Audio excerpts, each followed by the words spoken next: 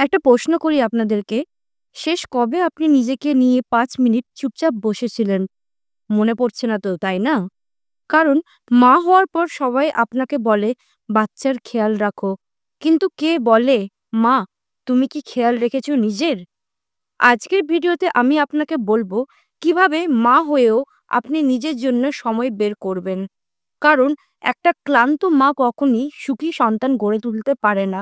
তাই ভিডিওর একদম শেষ পর্যন্ত থাকুন, কারণ শেষে আমি একটি এমন গোপন রিচুয়ালস বলবো যা হাজারো মা তাদের মানসিক শান্তি ফিরে পেতে ব্যবহার করছেন।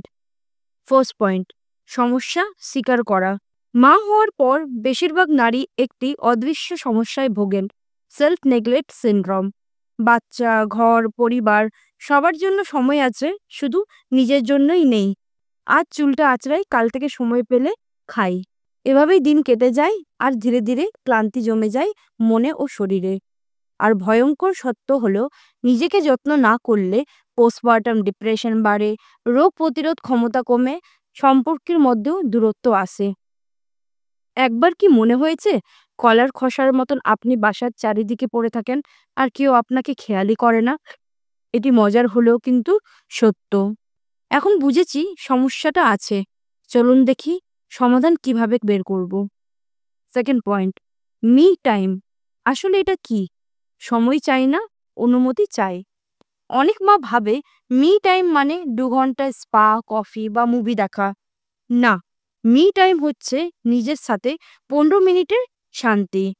৫ মিনিট নিঃশ্বাস, ৫ মিনিট হাঁটা, ৫ মিনিট নিজেকে ধন্যবাদ দেওয়া। আপনি মা, কিন্তু আপনি মহিলা, মানুষ, স্বপ্নবাজ, সেগুলো কিন্তু আগে।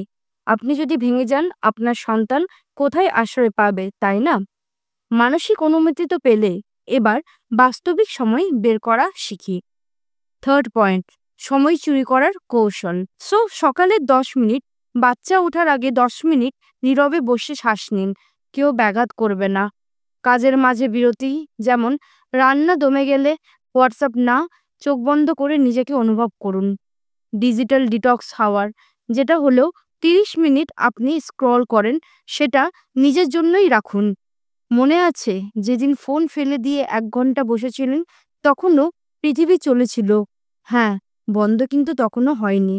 এখন সময় শুধু নয়, স্পেসও কিন্তু তৈরি করতে হবে। পয়েন্ট 4, নো গিল্ট জোন তৈরি করুন। মায়েরা সবকিছুতেই গিল্ট ফিল করেন। আমি কি ভালো মা? নিজের জন্য সময় দেওয়া কি সেলফিশ? তাহলে এই রুলটি ফলো করতে পারেন।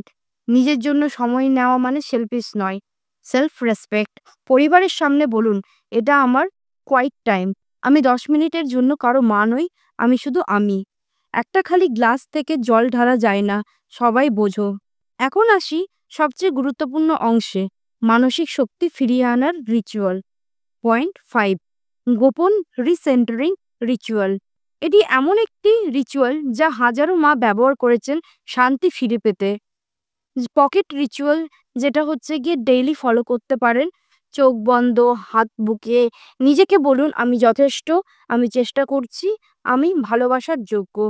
এটি আপনার মানসিক ইমিউন সিস্টেম অ্যাক্টিভ করে, যার রেজাল্ট উদ্বেগ কমে, আত্মবিশ্বাস বাড়ে, ঘুম ভালো হয়।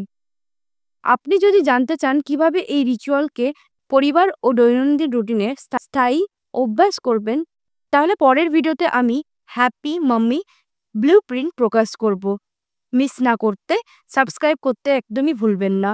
মা হওয়া এক ধরনের ত্যাগ, কিন্তু নিজের অস্তিত্ব হারানো নয়। নিজের যত্ন করুন, কারণ আপনারই হাসি আপনার সন্তানের প্রথম শিক্ষা। And remember that a happy mom raise a healthy child. And if you found this powerful, comment করুন। আজ আমি নিজেকে সময় দেব।